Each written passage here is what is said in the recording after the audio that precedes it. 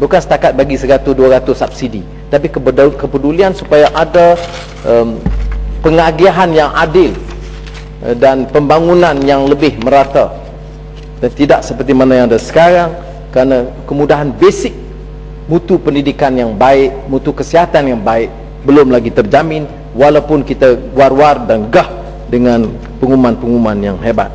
Dan bila Yang Berhormat Tumpat sebut pengumuman menteri laksanakan, tanya lebih baik di Sabah dan Sarawak.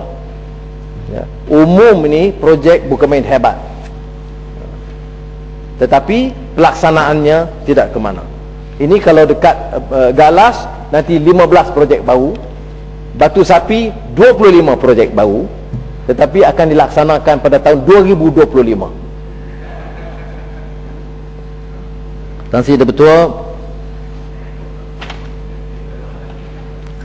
saya ingin menyebut tentang projek-projek baru ini kerana yang disebut oleh dalam ucapan belanjawan dan kertas bangunan ini termasuklah 4 lebuh raya baru, projek Sungai Buloh yang melibatkan KWAP. Sekali lagi, rundingan terus membangunkan tanah lembaga getah Malaysia seluas 1,335 hektar. Menteri Kewangan memberikan alasan bahawa aturan tersebut dapat memanfaatkan lebih 12 juta pencarum KWSP. Tetapi seperti mana kita tahu, KWSP sebagai badan di bawah kerajaan akan diarah memberikan kepada syarikat yang berkepentingan dengan kos yang meningkat, dan akhirnya pulangan kepada pencarum itu tidak seperti mana dijanjikan. Lihat sajalah projek-projek tahun-tahun yang sebelumnya, dan saya yakin hal yang sedemikian tidak berubah. Sebab itu kita nak pastikan bahawa cara dan amalan memberikan projek perswastaan ini tanpa proses ini, proses tender pembidaan yang telus, itu tidak akan menguntungkan rakyat. Saya pernah sebut dalam ucapan sebelum ini, menukil pandangan pakar ekonomi Mansur Olson yang menyebut tentang rompakan lama di zaman feudal dengan rompakan canggih zaman baru. Dulu dia rompak sekaligus, satu hari barang pertanian, kemudahan-kemudahan ayam, itik, kambing dia hilang. Tahun berikutnya dia datang. Hari ini rompakan yang canggih ini atas nama penswastaan itu berterusan kerana tolnya dikutip tiap minit. Jadi rompakan sekarang itu lebih parah, lebih berkesan, lebih menghimpit hidup manusia. Modern form of robbery, more insidious than real robbers of the past. Bukan pendapat saya kena batangan, ini saya hanya mengutip seorang pakar ekonomi Mansur Olson. Jika tidak setuju boleh sanggah dia, jangan sanggah saya. Sama juga sekarang kita bicara soal Sungai Besi, satu Malaysia development berhad dengan Mubadalah, bunyinya hebat, nak bangunkan Kuala Lumpur International Financial District untuk menutup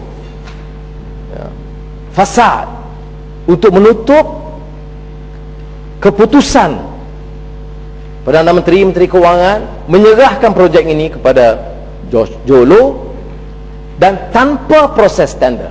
Dan saya tidak faham apa yang peranan pengurusi PAC yang mendengar tetapi tidak dapat mengambil keputusan yang tegas dalam hal-hal yang sedemikian.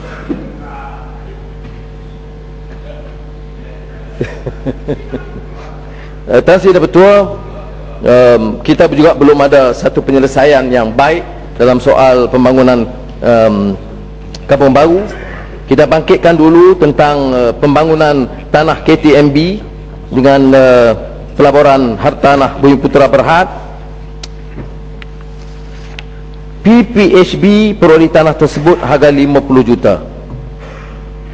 Walhal Jabatan Perkhidmatan Penilaian Hartanah menganggarkan nilai tersebut harga 300 juta hingga 350 juta pada tahun 2006. Ini yang membimbangkan kita.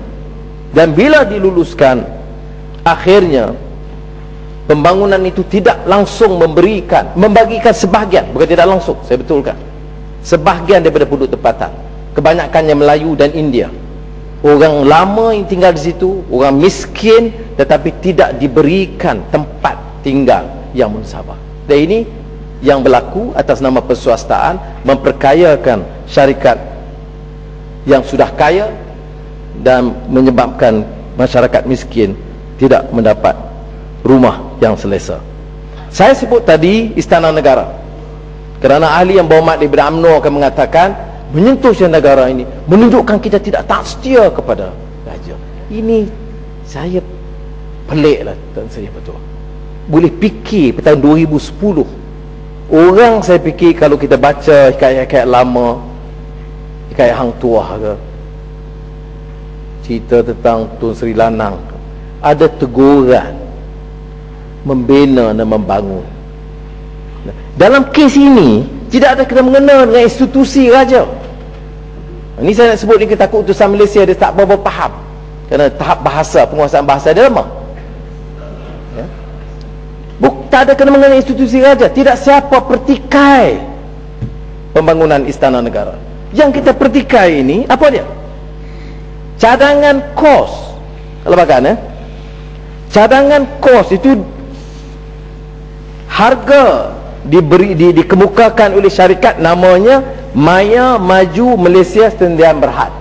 Siapa yang punya? Bekas Bendahari UMNO Merbuk. Tanya menteri, dia faham. Baik, lepas dia minta Tan Sri Betul,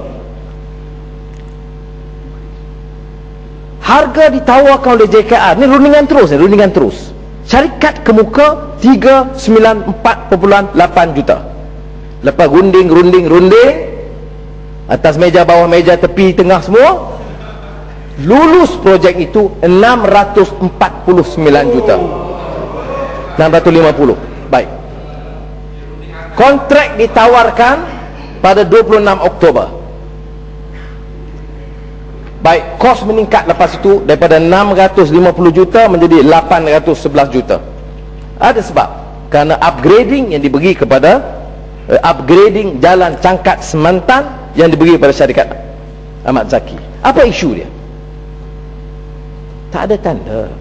Sebab tak ada tender ni lah yang dipertahankan oleh kerajaan UMNO Barisan Nasional, yang menyebabkan kos ditanggung oleh rakyat.